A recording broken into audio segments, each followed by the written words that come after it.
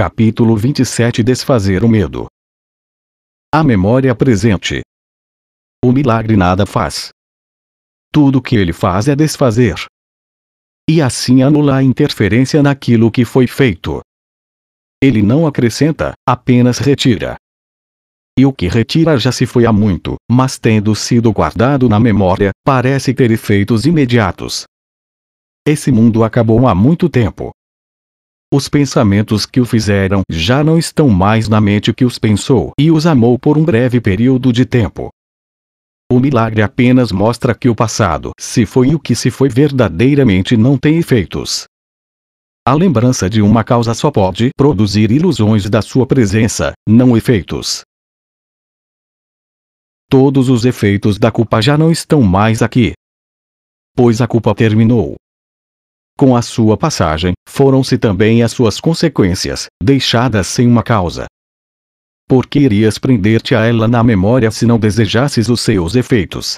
O lembrar é tão seletivo quanto a percepção, sendo o tempo passado da percepção.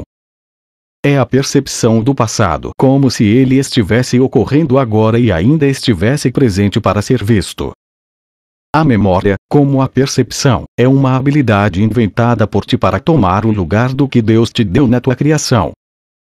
E, como todas as coisas que fizeste, pode ser usada para servir a outro propósito e para ser um meio para alguma outra coisa. Ela pode ser usada para curar e não para ferir, se desejares que assim seja. Nada do que é empregado para curar representa um esforço para fazer qualquer coisa que seja. É um reconhecimento de que não tens quaisquer necessidades que signifiquem que alguma coisa tenha que ser feita. É uma memória não seletiva, que não é usada para interferir com a verdade. Todas as coisas que o Espírito Santo pode empregar para curar foram dadas a ele, sem o conteúdo e os propósitos para os quais foram feitas. Elas são apenas habilidades sem uma aplicação. Elas aguardam para serem usadas. Elas não são dedicadas a coisa alguma e não têm nenhum objetivo. O Espírito Santo, de fato, pode fazer uso da memória, pois o próprio Deus está lá. Entretanto, essa não é uma memória de eventos passados, mas apenas de um estado presente. Estás habituado há tanto tempo a acreditar que a memória guarda apenas o que é passado, que é difícil para te compreender que ela é uma habilidade capaz de lembrar o agora. As limitações que o mundo impõe à lembrança são tão grandes quanto aquelas que permitiste que o mundo te impusesse. Não existe nenhum elo da memória com o passado. Se quiseres que haja, então há. Mas apenas o teu desejo fez o elo, e só tu aprendeste a uma parte do tempo onde a culpa ainda parece pairar. O uso que o Espírito Santo faz da memória está bem à parte do tempo. Ele não busca usá-la como um meio de reter o passado, mas ao invés disso, como um modo de permitir que ele se vá. A memória guarda a mensagem que recebe e faz o que lhe é dado fazer. Ela não escreve a mensagem, nem aponta para que serve. Como o corpo, ela não tem qualquer propósito em si mesma. E se parece servir para cultivar o ódio antigo e fazer para ti retratos das cenas de injustiças e ferimentos que estavas guardando, essa foi a mensagem que lhe pediste e assim ela é. Comprometida com as cavernas da memória, a história de todo o passado do corpo lá se esconde. Todas as estranhas associações feitas para manter o passado vivo, o presente morto, estão armazenadas dentro dela, esperando pela tua ordem para que te sejam trazidas e revividas. E assim os seus efeitos parecem ser aumentados pelo tempo, que levou consigo o que as causou. No entanto, o tempo não é senão uma outra fase do que nada faz. Ele trabalha de mãos dadas com todos os outros atributos com os quais buscas manter oculta a verdade acerca de ti mesmo. O tempo não leva nada embora, nem é capaz de restaurar. E, no entanto, fazes um estranho uso dele, como se o passado tivesse causado o presente, que não é senão uma consequência na qual não se pôde fazer mudança alguma, posto que a sua causa se foi. Entretanto, a mudança tem que ter uma causa que dure, ou ela não permanecerá. Nenhuma mudança pode ser feita no presente se a sua causa é o passado. Tal como usas a memória, nela tu só mantens o passado, e assim ela constitui uma maneira de manter o passado contra o agora. Não te lembres de nada do que ensinaste a ti mesmo, pois foste mal ensinado. E quem manteria uma lição sem sentido em sua mente, quando pôde aprender a preservar outra melhor? Quando as antigas memórias de ódio aparecem, lembra-te de que a sua causa se foi. E assim não podes compreender para que servem. Não permitas que a causa que queres dar a elas agora seja aquilo que fez com que fossem o que eram ou pareciam ser. Fica contente porque ela se foi, pois é disso que terias que ser perdoado. E vê, no seu lugar, os novos efeitos de uma causa aceita agora, com consequências aqui. Elas te surpreenderão com sua beleza. As novas ideias antigas que trazem consigo serão as felizes consequências de uma causa tão antiga que em muito excede o alcance da memória que a tua percepção pode ver. Essa é a causa que o Espírito Santo tem lembrado para ti quando queres esquecer. Ela não é uma causa passada porque ele não permite que ela deixe de ser lembrada. Ela nunca mudou, porque nunca houve um tempo em que ele não a mantivesse a salvo em tua mente. Suas consequências, de fato, parecerão novas porque pensavas que não te lembravas da causa. No entanto, ela nunca deixou de estar na tua mente, pois não foi a vontade do teu pai que ele não fosse lembrado pelo seu filho. Aquilo de que tu te lembras nunca foi. Veio da ausência de causalidade, que confundiste com uma causa. Quando aprendes que te lembraste de consequências que não tiveram causa e jamais poderiam ter efeitos, não podes deixar de rir. O milagre te recorda uma causa para sempre presente, perfeitamente intocada pelo tempo e por qualquer interferência. Essa causa jamais foi alterada em relação ao que ela é. E tu és o seu efeito, tão imutável e perfeito quanto ela. A memória dessa causa não está no passado nem aguarda o futuro. Não é revelada nos milagres. Elas apenas te lembram que ela não se foi. Quando tu a perdoares pelos teus pecados, ela não será mais negada. Tu, que tens buscado fazer um julgamento a respeito do teu próprio Criador, não és capaz de compreender que não foi ele quem julgou o seu filho. Queres negar-lhe os seus efeitos, no entanto, eles nunca foram negados. Nunca houve um tempo no qual seu filho pudesse ser condenado pelo que carece de causa e é contra a sua vontade. O que a tua lembrança quer testemunhar é apenas o medo de Deus. Ele não fez o que temes. Nem tu fizeste. E assim a tua inocência não foi perdida. Não necessitas de cura para ser curado. Em quietude, vê no milagre uma lição em permitir que a causa tenha os seus efeitos próprios e em não fazer qualquer coisa que possa interferir. O milagre vem em quietude à mente que para um instante fica quieta. A partir daquele tempo passado em quietude e da mente que ele então curou em silêncio, o milagre alcança gentilmente outras mentes para compartilhar sua quietude. E elas unir-se-ão em nada fazer para impedir a radiante extensão deste milagre de volta à mente que deu origem a todas as mentes. Como um milagre nasceu de um ato de compartilhar, não pode haver pausa no tempo que cause o adiamento do milagre em sua ida apressada para todas as mentes inquietas, trazendo-lhes um instante de serenidade, quando a memória de Deus retorna a elas. O que queriam lembrar está em quietude agora, e o que veio para tomar o seu lugar não será depois completamente esquecido. Ele, a quem o tempo é dado, agradece por cada instante de quietude que lhe é dado. Pois nesse instante se permite à memória de Deus oferecer todos os seus tesouros ao Filho de Deus, para quem foram guardados. Como ele os oferece alegremente àquele a quem eram destinados quando lhe foram dados. E o seu Criador compartilha os seus agradecimentos, porque ele não quer ficar privado dos seus efeitos. No silêncio de um instante que o seu filho aceite, dá boas-vindas à eternidade e a ele permite que eles entrem onde querem habitar. Pois nesse instante o Filho de Deus nada faz que o amedronte. Como surge instantaneamente a memória de Deus na mente, que não tem nenhum medo que a mantenha afastada.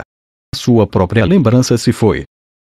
Não há nenhum passado para manter sua imagem amedrontadora, impedindo o alegre despertar para a paz presente. As trombetas da eternidade ressoam através da serenidade, entretanto, não a perturbam. E o que é lembrado agora não é o medo, mas a causa, e o medo foi feito para não deixar que ela fosse lembrada e para desfazê-la. A serenidade fala em sons gentis do amor que o Filho de Deus recorda de um tempo anterior, antes que a sua própria lembrança se interpusesse entre o presente e o passado, tomando-os inaudíveis. Agora, o Filho de Deus está afinal ciente da causa presente e de seus efeitos benignos.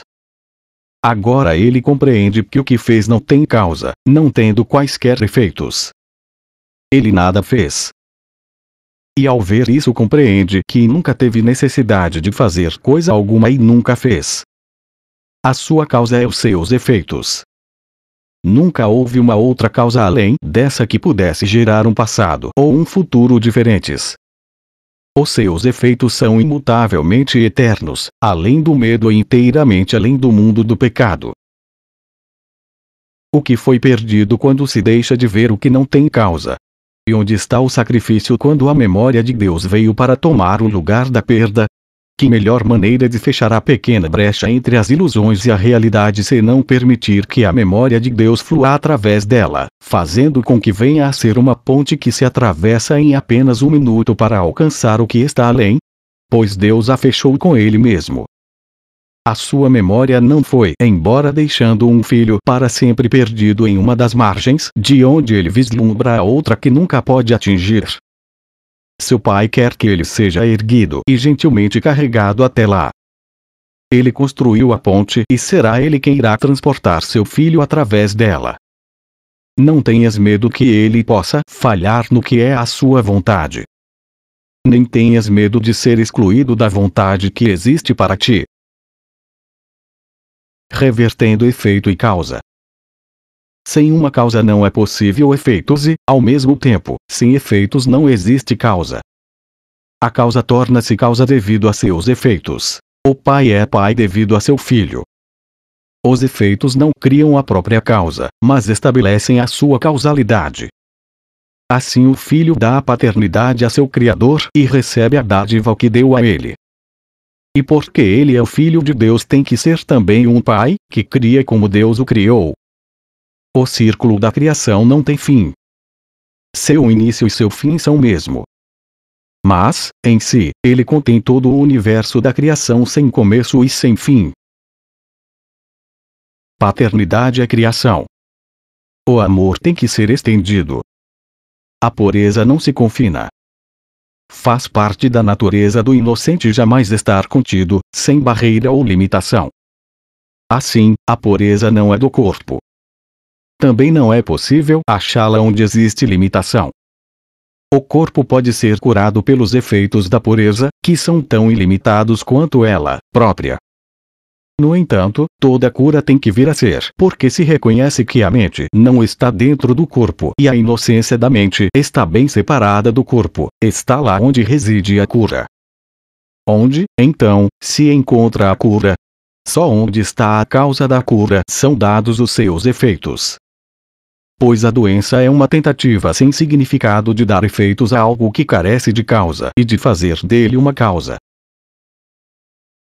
Na doença, o Filho de Deus sempre procura fazer de si mesmo a sua própria causa e não se permitir ser o filho de seu pai. Com esse desejo impossível, ele não acredita que é o efeito do amor e ele mesmo tem que ser a própria causa devido ao que ele é. A causa da cura é a única causa de todas as coisas. Ela tem apenas um efeito.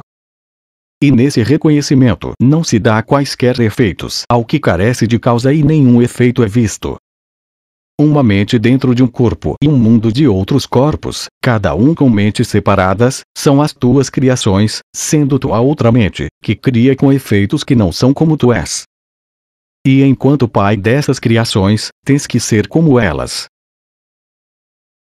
Não aconteceu absolutamente nada, exceto o fato de que tu te puseste a dormir e tiveste um sonho no qual eras um estranho para ti mesmo e apenas uma parte do sonho de alguma outra pessoa.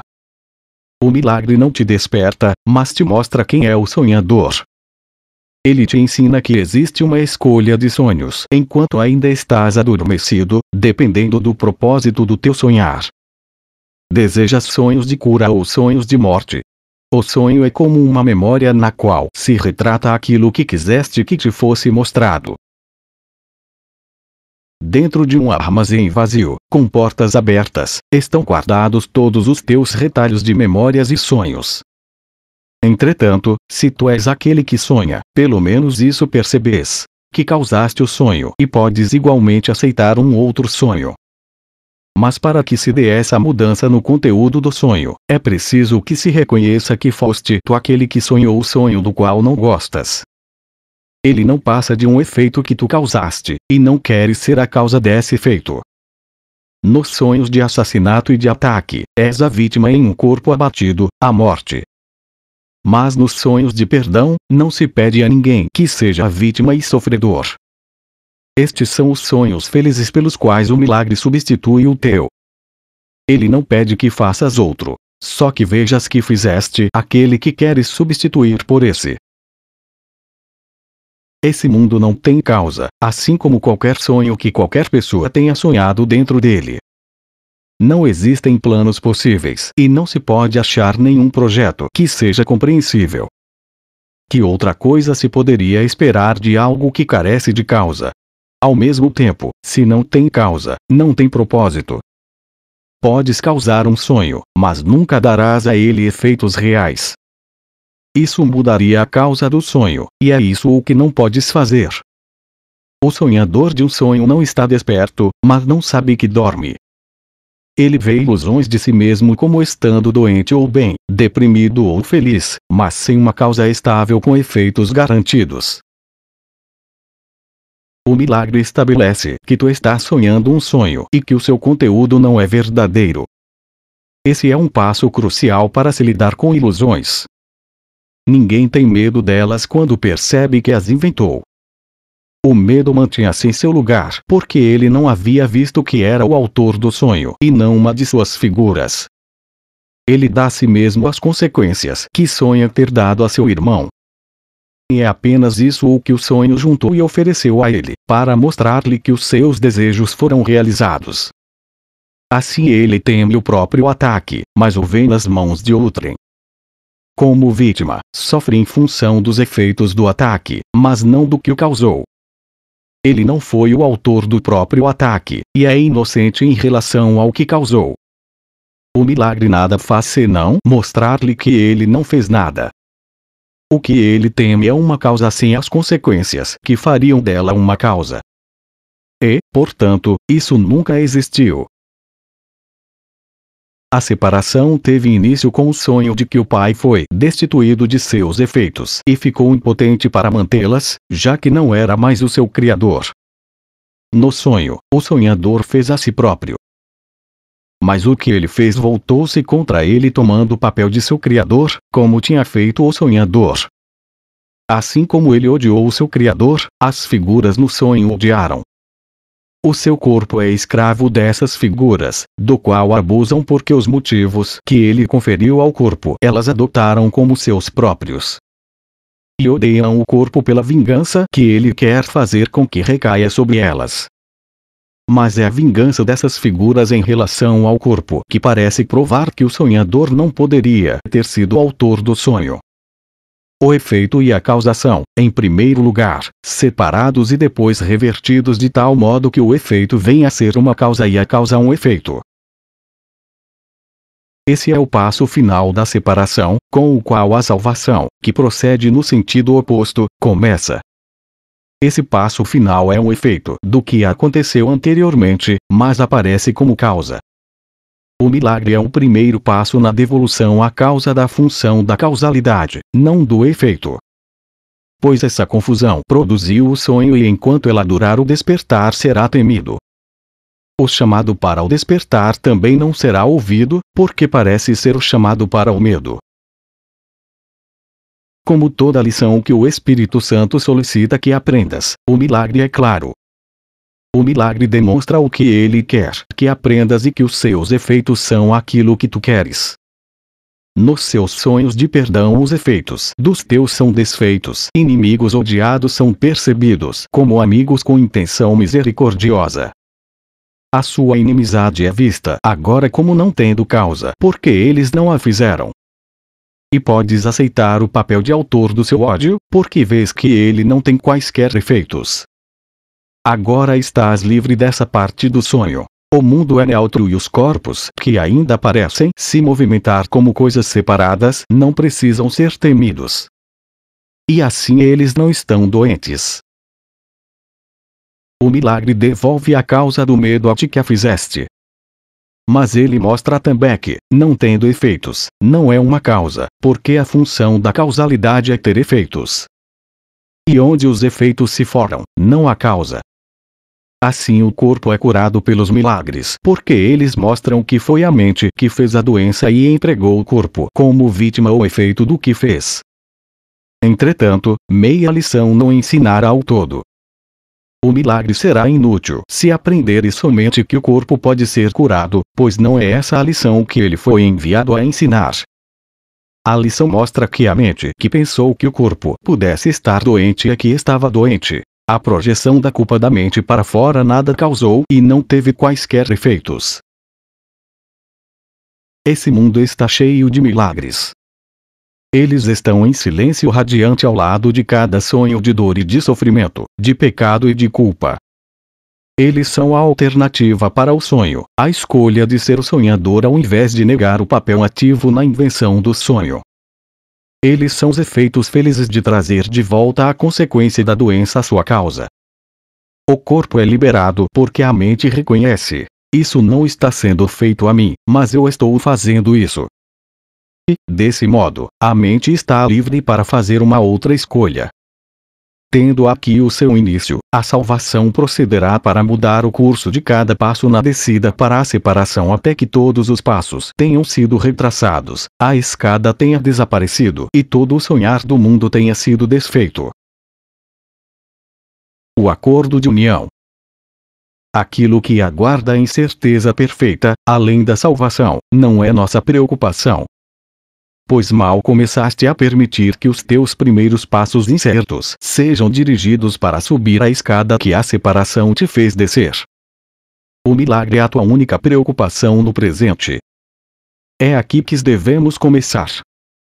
E, tendo começado, o caminho torna-se-á sereno e simples na subida para o despertar e o fim do sonho. Quando aceitas o milagre, não acrescentas o teu sonho de medo a outro que já está sendo sonhado. Sem apoio, o sonho apagar-se-á, pois não tem efeitos. Pois é o teu apoio que o fortalece. Nenhuma mente é doente enquanto outra mente não concorde que elas estão separadas. E assim, a decisão que tomam de serem doentes é conjunta. Se não dás o teu acordo e aceitas o papel que desempenhas para fazer com que a doença seja real, a outra mente não pode projetar a própria culpa sem a tua ajuda em permitir a ela que se perceba como separada e a parte de ti.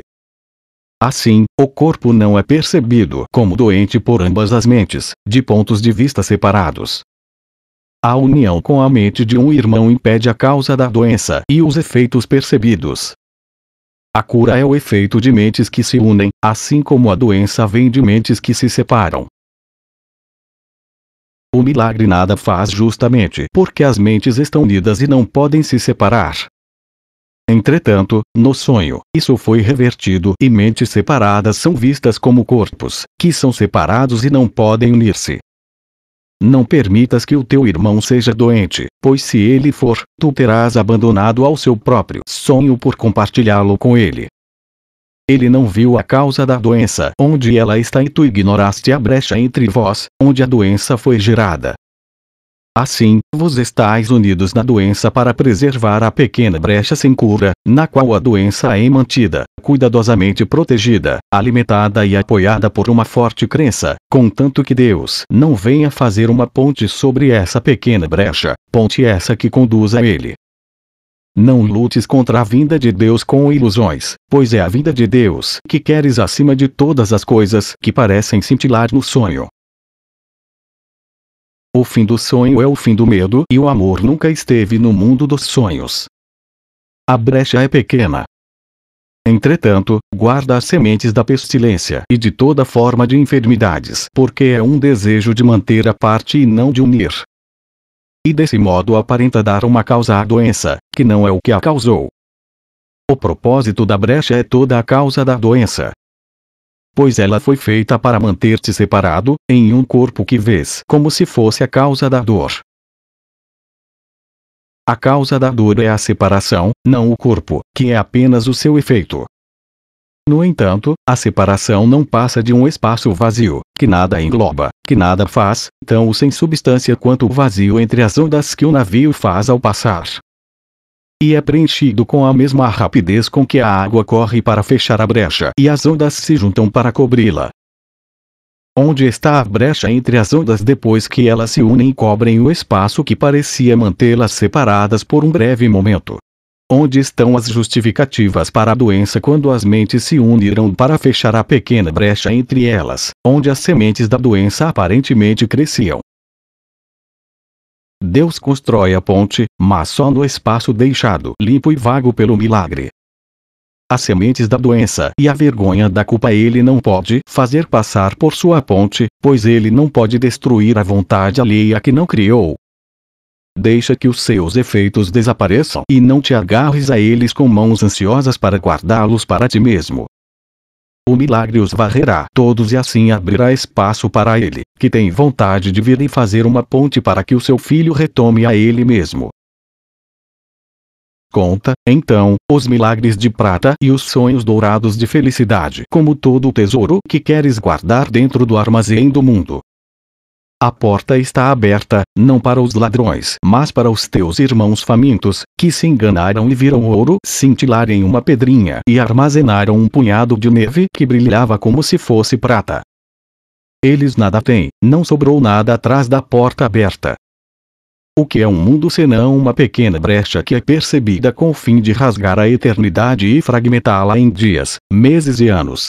E o que és tu que vives dentro do mundo, senão um retrato do Filho de Deus partido em pedaços, cada um escondido dentro de uma porção separada e certa feita de barro? Não temas, minha criança, mas deixa que o teu mundo seja gentilmente iluminado por milagres. E onde a pequena brecha foi vista, entre tu e o teu irmão, lá une-te a ele. E assim a doença agora será vista sem causa alguma. O sonho da cura está no perdão e gentilmente te mostra que nunca pecaste. O milagre não deixará nenhuma prova de culpa capaz de te trazer o testemunho daquilo que nunca foi. E no teu armazém ele abrirá um espaço de boas-vindas para o teu Pai e para o teu ser. A porta está aberta para que todos aqueles que não querem mais morrer de fome possam vir e usufruir da festa da abundância posta diante deles ali.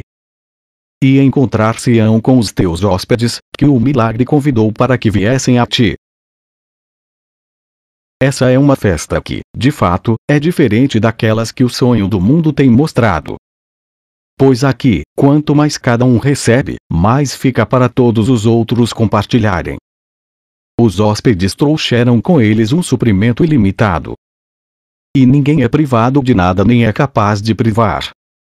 Aqui está uma festa que o pai coloca diante do seu filho e compartilha com ele igualmente. E no seu compartilhar não pode existir nenhuma brecha a qual falte a abundância ou na qual ela se reduza. Aqui não entram os anos magros, pois o tempo não afeta essa festa que não tem fim. Pois o amor pôs a sua mesa no espaço que parecia manter os teus hóspedes à parte de ti. E a união maior. Aceitar a expiação para ti mesmo significa não dar apoio ao sonho de doença e morte de ninguém. Significa que não compartilhas o seu desejo de separar-se e permitir que ele dirija ilusões contra si mesmo. Tu também não desejas que essas ilusões, ao invés disso, sejam dirigidas contra ti. Assim, elas não têm efeitos. E estás livre de sonhos de dor porque permitiste que ele estivesse. A não ser que o ajudes, sofrerás dor com ele, porque esse é o teu desejo. E vens a ser uma figura no seu sonho de dor, assim como ele no teu. Dessa forma, tu e o teu irmão, ambos vêm a ser ilusões sem identidade.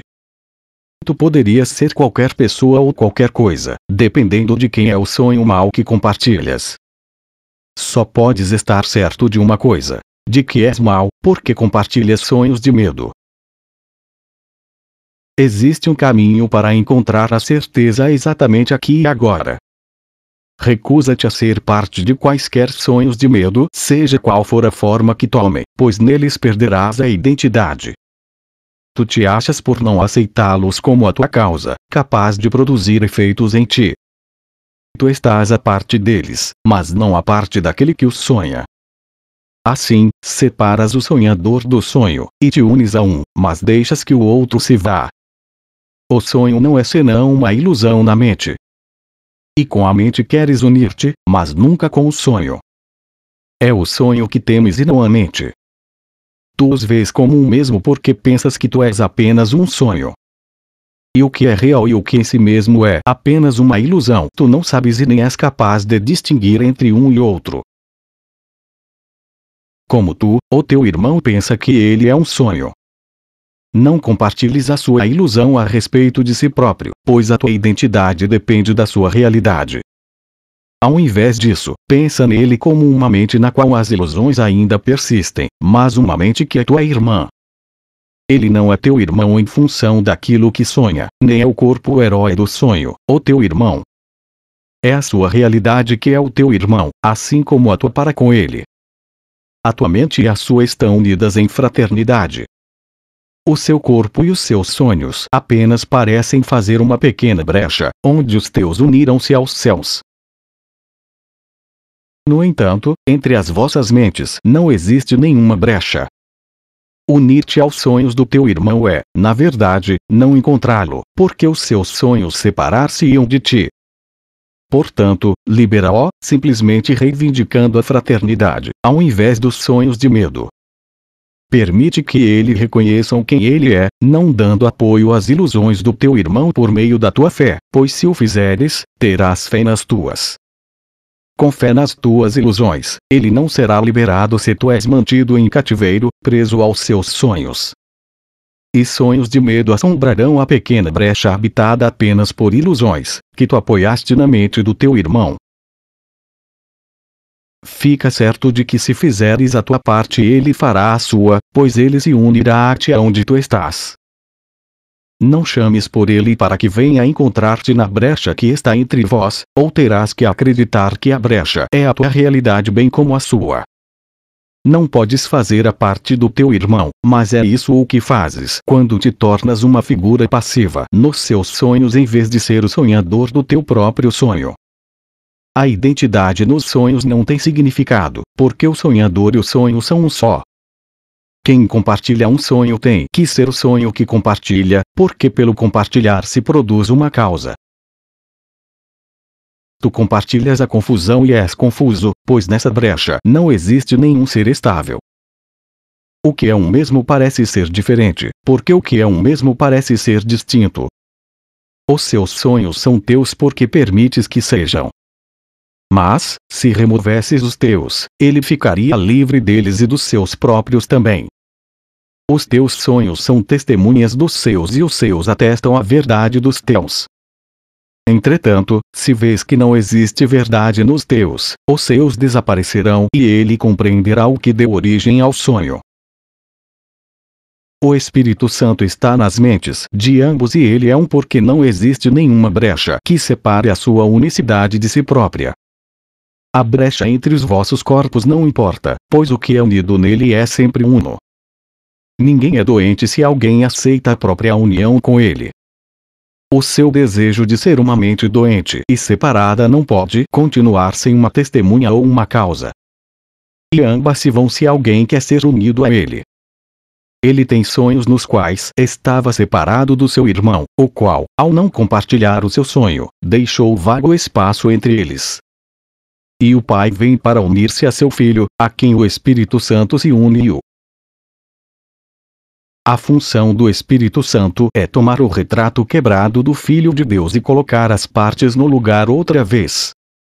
Esse retrato santo, inteiramente curado, ele estende a cada pedaço separado que pensa ser um retrato em si mesmo. A cada um deles, ele oferece a identidade que lhe é devida, aquela que o retrato total representa ao invés de apenas uma pequena parte quebrada que ele insistia ser ele próprio. E quando ele vir esse retrato, reconhecerá a si mesmo. Se não compartilhas o sonho mau do teu irmão, esse é o retrato que o milagre irá colocar dentro da pequena brecha, limpa de todas as sementes de doença e pecado. E aqui o pai irá receber o seu filho, porque o seu filho foi benevolente para consigo mesmo. Graças te dou, Pai, sabendo que virás para fechar cada pequena brecha que existe entre os pedaços quebrados do teu Filho Santo. A tua santidade, completa e perfeita, está em cada um deles. E eles estão unidos, porque o que está em um está em todos. Como é santo o menor dos grãos de areia, quando ele é reconhecido como parte do retrato completo do Filho de Deus. As formas que os pedaços quebrados parecem tomar nada significam. O todo está em cada um. E cada aspecto do Filho de Deus é exatamente o mesmo que qualquer outra parte.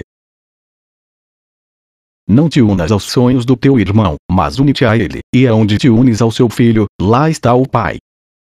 Quem busca substitutos quando percebe que nada perdeu? Quem iria querer os benefícios da doença quando recebeu a felicidade simples da saúde? O que Deus deu não pode ser perda e o que não pertence a ele não tem efeitos. O que, então, irias tu perceber dentro dessa brecha? As sementes da doença vêm da crença em que existe alegria na separação e desistir dela seria um sacrifício. Mas, quando não insistes em ver na brecha o que não está lá, os milagres são o resultado. A tua disponibilidade para deixar que as ilusões desapareçam é tudo o que aquele que cura o Filho de Deus requer. Ele colocará um milagre da cura aonde estavam as sementes da doença. E não haverá nenhuma perda, apenas ganho. A alternativa para os sonhos de medo. Qual é o sentido da doença senão um sentido de limitação? De um rompimento e de uma separação? Uma brecha que é percebida entre tu e o teu irmão e o que é agora visto como saúde? E assim o que é bom é visto como se estivesse do lado de fora, o mal do lado de dentro. E assim a doença separa o ser do que é bom e mantém o mal dentro dele. Deus é a alternativa para os sonhos de medo. Aqueles que os compartilham não podem nunca compartilhar em Deus. Mas aqueles que recusam que as suas mentes compartilhem esses sonhos, estão compartilhando-o. Não existe nenhuma outra escolha. A não ser que tu compartilhes de algo, nada pode existir. E existes porque Deus compartilhou a sua vontade contigo para que a sua criação pudesse criar. É o compartilhar dos sonhos maus de ódio e malícia, amargura e morte, pecado e sofrimento, dor e perda que faz com que eles sejam reais. Sem o compartilhar, são percebidos como sem significado. O medo retira-se deles porque tu não lhes deste o teu apoio. No amor não existe medo, porque não existem outras alternativas além destas. Onde um aparece, o outro desaparece. E aquele que compartilhas vem a ser o único que tens. Tu tens aquele que aceitas porque é o único que desejas terça-feira. Tu não compartilhas nenhum sonho mau se perdoas o sonhador e percebes que ele não é o sonho que fez. E assim ele não pode ser uma parte do teu, do qual ambos estão livres. O perdão separa o sonhador do sonho mau e assim o libera. Lembra-te que, se compartilhas um sonho mau, acreditarás que és o sonho que compartilhas. E temendo-o, não quererás conhecer a tua própria identidade, porque pensas que ela é amedrontadora. E negarás o teu ser e caminharás sobre uma terra estranha que o teu Criador não fez, onde parecerás ser algo que não és. Tu farás uma guerra com o teu ser que parece ser teu inimigo, e atacarás o teu irmão, como parte daquilo que odeias. Não há meio termo. És o teu ser ou uma ilusão. O que pode haver entre a ilusão e a verdade? Uma terra intermediária, onde tu podes ser uma coisa que não és, tem que ser um sonho e não pode ser a verdade. Concebeste uma pequena brecha entre as ilusões e a verdade para ser o lugar onde reside toda a tua segurança e onde o teu ser está cuidadosamente escondido pelo que tu fizeste.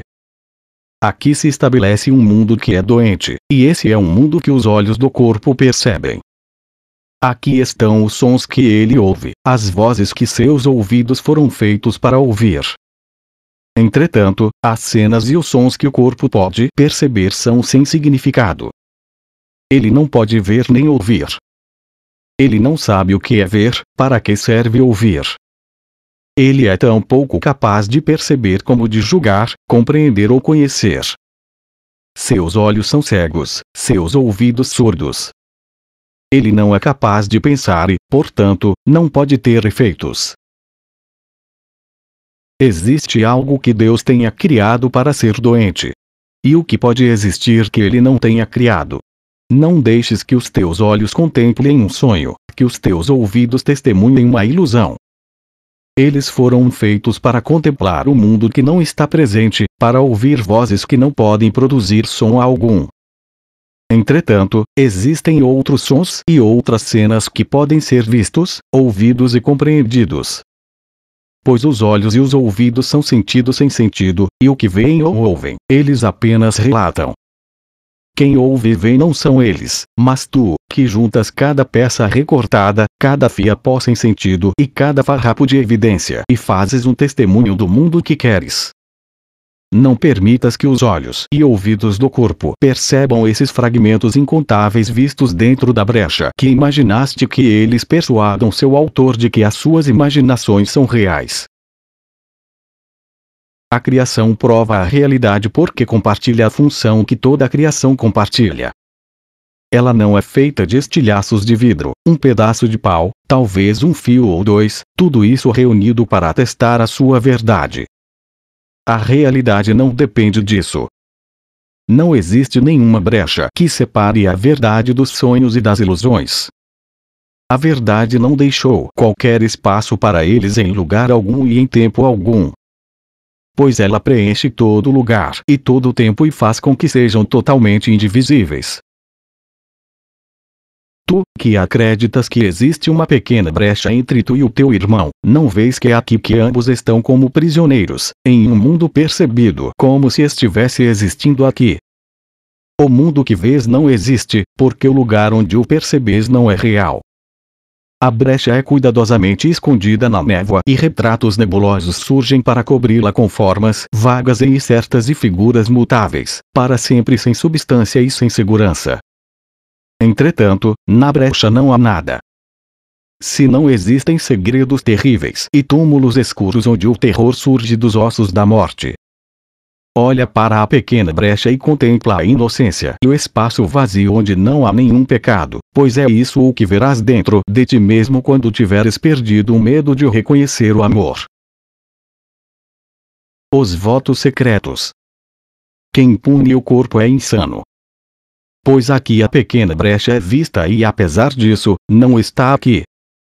O corpo não julgou a si mesmo, e também não fez com que ele próprio fosse o que não é. Ele não busca fazer da dor uma alegria, nem procura prazer duradouro no pó. Ele não te diz qual é o seu propósito e não é capaz de compreender para que serve. Ele não faz vítimas porque não tem vontade, não tem preferências e não tem dúvidas. Ele não tenta imaginar o que ele é. E, portanto, não tem necessidade de ser competitivo. Ele pode ser vitimizado, mas não pode, ele próprio, sentir-se vítima. Ele não aceita nenhum papel, mas faz apenas o que lhe é dito, sem ataque. De fato, não faz sentido tornar algo que é incapaz de ser responsável pelo que é visto e culpá-lo pelos sons dos quais tu não gostas, apesar do corpo não poder ouvir. Ele não sofre pela punição que lhe impões porque não tem sentimento. Ele se comporta como tu queres, mas nunca faz a escolha. Ele não nasce e não morre. Ele não pôde fazer outra coisa senão seguir sem objetivo o caminho no qual foi colocado. e se esse caminho é mudado, ele caminha com a mesma facilidade por outro.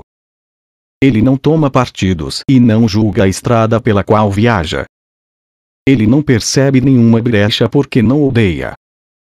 Ele pode ser usado para o ódio, mas não pode se fazer odioso por isso. A coisa que tu odeias e temes, abominas e queres, o corpo não conhece. Tu envias adiante para buscar a separação e ser separado. E então odeias, não pelo que ele é, mas pelo uso que tens feito dele. Tu te retrais em função do que ele vê e do que ele ouve, e odeias a sua fragilidade e pequenez. E desprezas os seus atos, mas não os teus próprios. Ele vê e age por ti. Ele ouve a tua voz. E ele é frágil e pequeno pelo teu desejo.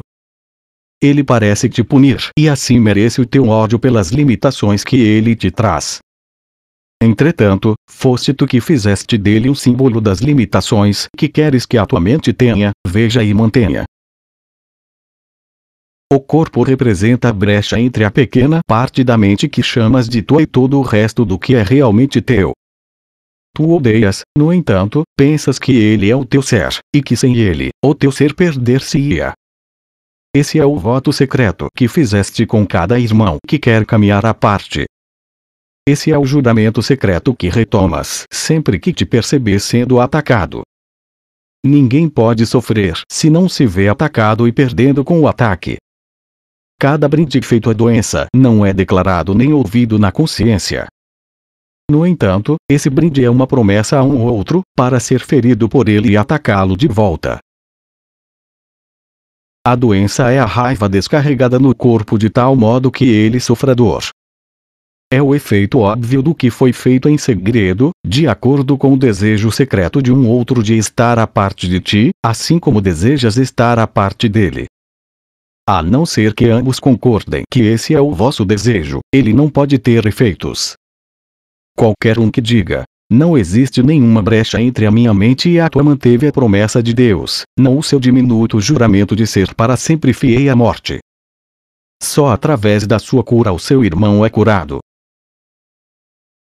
Permite que seja esse o teu acordo com cada um, que sejas um com ele e não um ser à parte. E ele manterá a promessa que fizeste para com ele, porque é essa a promessa que ele fez a Deus, assim como Deus fez a ele. Deus cumpre as suas promessas. O seu filho cumpre as suas.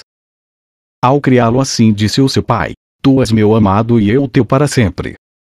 Sê pois perfeito como eu sou, pois nunca poderás estar à parte de mim. Seu filho não se lembra de que ele lhe respondeu assim serei, embora ele tenha nascido nesta promessa.